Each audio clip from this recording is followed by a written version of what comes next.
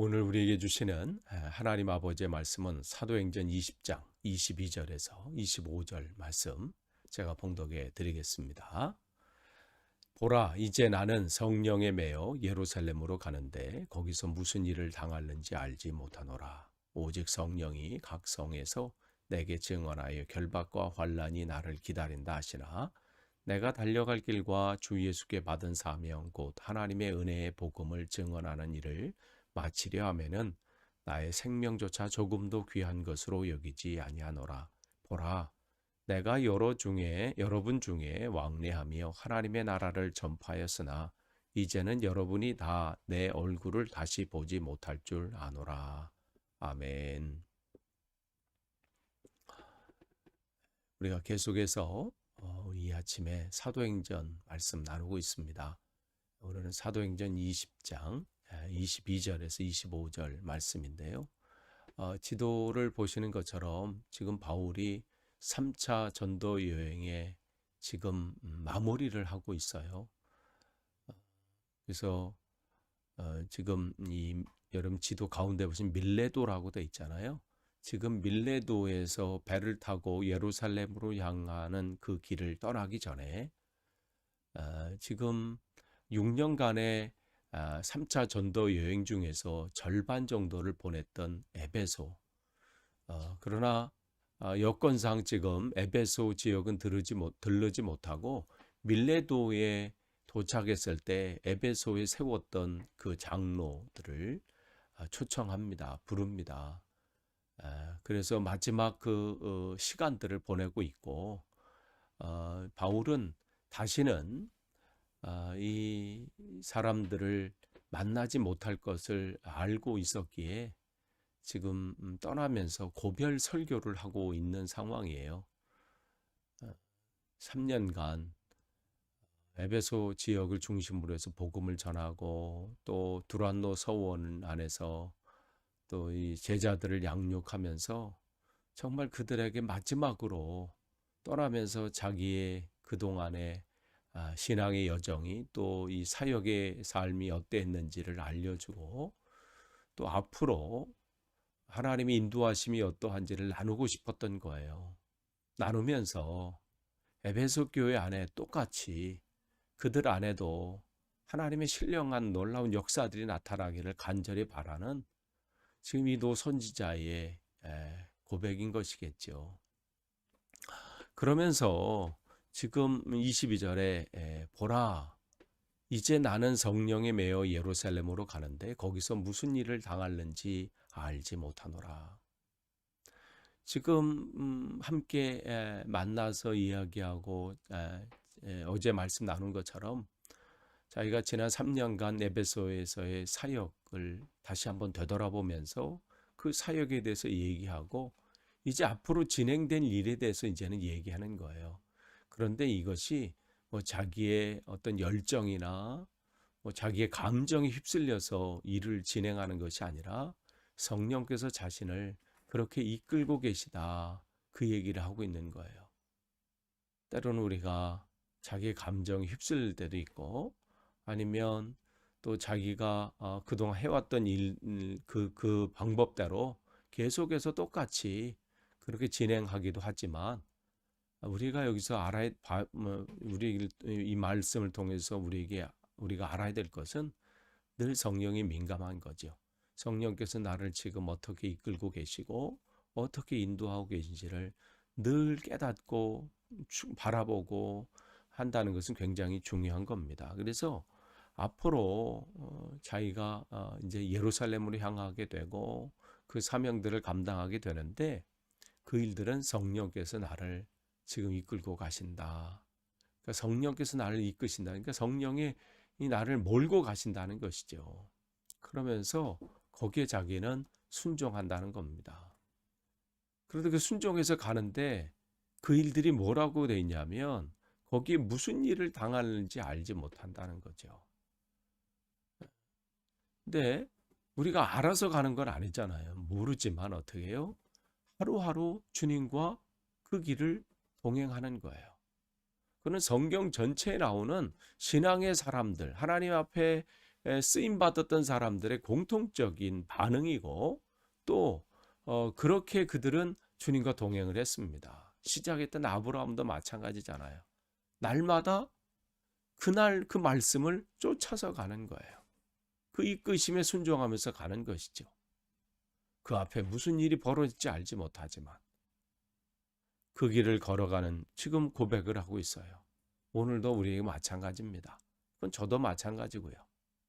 그냥 오늘 하루 잘 주님과 하루하루 걸어가면서 그렇게 사는 것이 잘 사는 거예요. 그리고 경제적인 것이나 다른 것으로 풍족함이 없다 할지라도 우리는 오늘 주님의 말씀대로 오늘 하루 잘 살아가면 그게 잘 사는 겁니다. 그렇게 하루 잘 가는 것이죠. 그러면서 23절 보시면 오직 성령이 내게 말씀하시는 것은 바로 이거예요. 각 성마다 각 지역을 돌 때마다 성령께서 자기에게 주시는 말씀이 있다는 것이죠. 그런데 그 말씀이 뭐냐면 결박과 환난이 나를 기다린다. 그러니까 그 가는 곳마다 우리가 이제 다음 장 21장에서도 살펴보겠지만 거기 도착에서도 마찬가지예요. 가이사랴에 도착에서도 거기에 아가보라고 하는 선지자를 통해서도 구체적으로 이제 어떻게 결박당할지를 말씀해 주신 예언해 주시잖아요.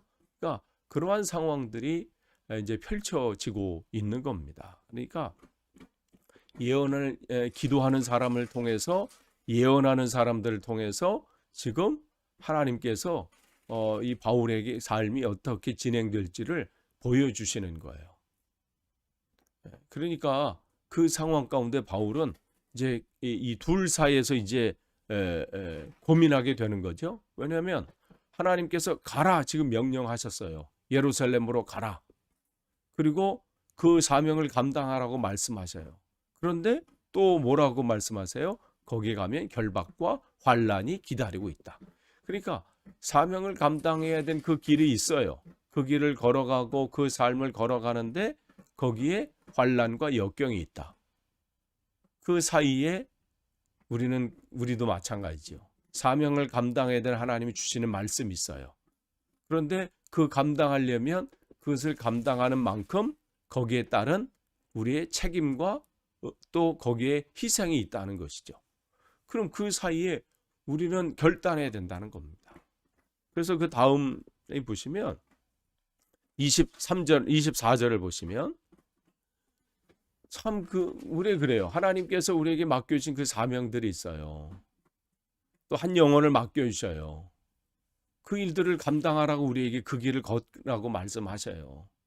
그런데 그 한 영혼을 우리가 감당하고 그 일들을 할 때에 그게 그냥 뭐 맡겨주시면 그냥 그 일들이 그냥 아무 일 없이 이렇게 진행이 되나요? 아니죠. 거기에는 수고가 따라요. 우리가 희생해야 될 것이 있어요. 한 영혼을 죽게 돌이키는 것.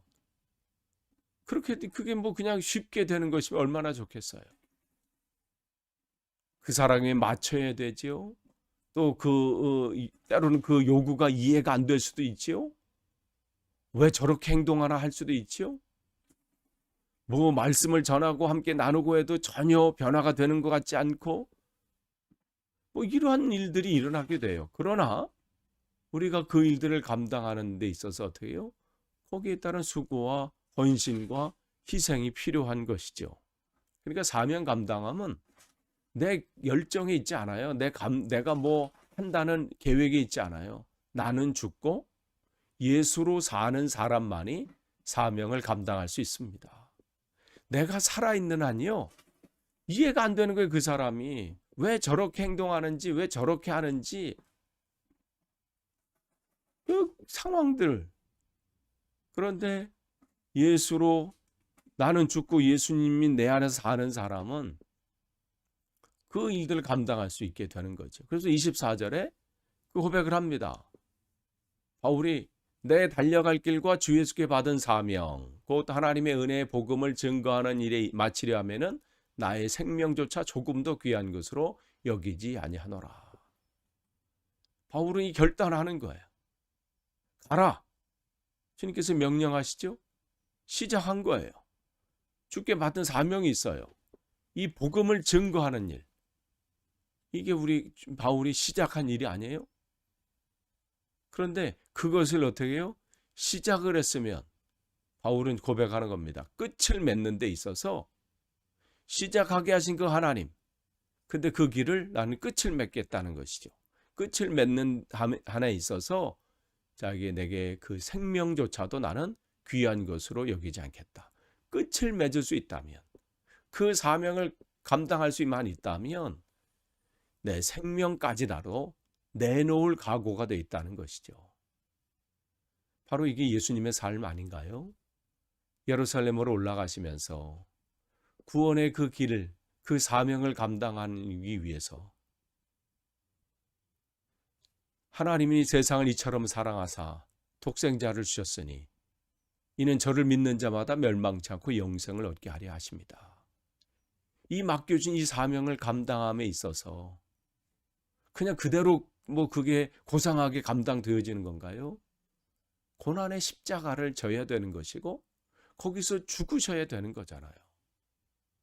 주님, 아버지, 이 잔을 내게서 옮겨 주시옵소서. 그러나 내 뜻대로 하지 마시고 아버지의 원대로 되기를 원합니다. 이 기도를 한 번 한 게 아니시잖아요. 3번이나 기도하시면서 그 땀방울이 핏방울 같이 막 터져 나오는 그런 것처럼 기도하신 예수님.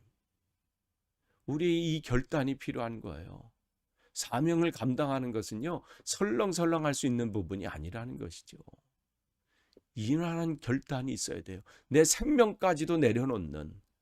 그래서 하나님의 나라의 확장은 어떤 사람, 바로 이 생명까지도 포기할 수 있는, 자기의 가장 귀한 것까지도 포기하는 사람을 통해서 하나님의 나라는 확장이 되었습니다. 하나님의 나라의 확장과 한 영혼을 구원하는 그 일들은 구호를 외친다고 되는 것이 아니지요. 만약에 교회 안에서 구호를 외친다고 한다면 얼마든지 외칠 수 있지요. 날마다 할 수 있을 것 같아요. 그러나 한 영혼이 주님께로 돌아오는 일은, 그 믿지 않는 그 영혼이 주께로 돌아오는 일, 내 자녀가 주께로 돌아오고 그 한 영혼이 돌아오고 내 이웃이 돌아오고 그 하나님의 나라 확장되는 그 일들은 바로 이렇게 결단하는 사람을 통해서 이루어진다는 겁니다. 비록 환난과 역경이 있다 할지라도, 비록 그 일들의 어려움이 내 앞에 있는지 뻔히 알매도 불구하고, 그래도 그 길을 걸어가는 것. 나는 죽고 내게 맡겨진 그 십자가를 지고 오늘도 그 골고다의 길을 걸어가기를 결단하는 그 사람을 통해서 하나님의 나라는 이루어지는 것이죠.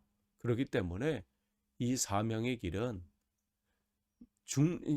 나는 죽고 예수로 사는 사람이 아니고서는 감히 갈 수 없는 길입니다. 그러니까 오늘 바울은 내가 지금 시작을 한 길, 하나님의 은혜로 시작한 이 길, 나는 끝까지 가겠다고 지금 에베소 교회 장로들에게 선포하고 있는 겁니다. 선포한 것 그 이상으로 뭐예요? 같이 가자는 얘기죠.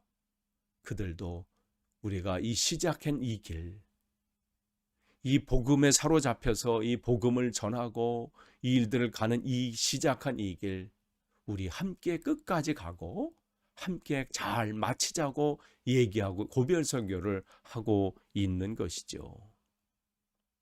세상은 이런 사람을 통해서 변하는 거예요.